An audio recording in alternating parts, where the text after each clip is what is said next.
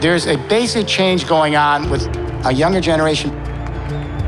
There's a change in the way you define freedom, the way you define power, and the way you define community. And these changes really suggest the real revolution.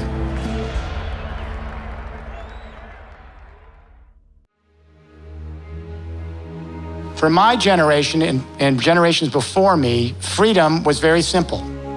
To be free is to be an autonomous agent, to be self-sufficient,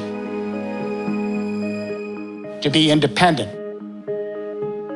to be not beholden to others, to be an island to oneself so that one can have freedom as exclusivity.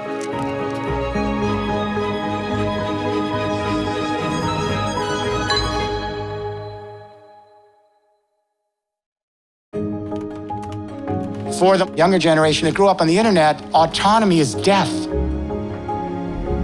Being an island to oneself is death.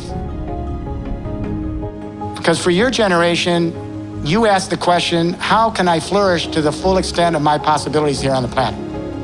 And it's clear that your answer to that is, I flourish to the extent that I'm embedded in community after community where I can share my talents, and those talents can benefit the network and come back to benefit myself. I'm free because I have access. And for you, freedom is not exclusivity. It's inclusivity.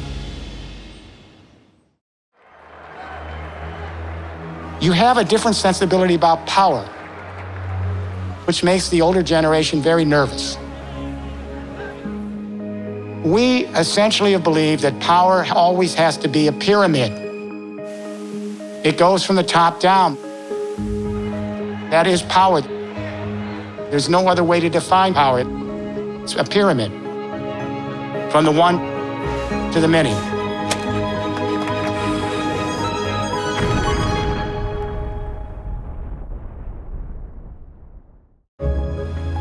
But young people that grow up on the internet, it's strange because you grew up thinking that power has to do with the networks you're engaged in. For you, power is not vertical, it's lateral. For you, power is being enmeshed in network after network where you benefit each other. Open source. And finally, I think most importantly, we're seeing a change in the way a younger generation perceives identity to community. I grew up in a nation state. We were very clear on community. That is, each individual is born to be an autonomous agent, and we're each sovereign. And each of us compete with other sovereign individuals in the marketplace for scarce resources in a zero-sum game. Our nations represent us because they are sovereigns. And they represent all the millions of individual citizens who are sovereigns against other nations. And each nation then competes with every other nation for scarce resources in the marketplace, or the battlefield, in a zero-sum game. Here's my question. Does anyone here believe that we're going to be able to address climate change and bring the human family together and take our responsibility for our fellow creatures and the earth we live in with that worldview?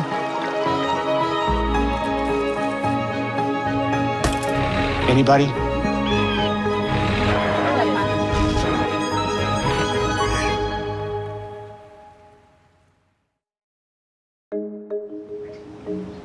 What we're beginning to see with a younger generation, and I don't want to overstretch this, but I'm beginning to sense a shift from geopolitics to biosphere consciousness. The biosphere is that 19 kilometers from the stratosphere to the ocean, where all life and all the chemicals on the planet interact to maintain the ecosystems, the biology of the earth. These kids are learning ecological footprint. We actually have young people coming home, and at dinner time, they're asking their parents where the hamburger came from on the table. They're saying, did that hamburger come from a rainforest?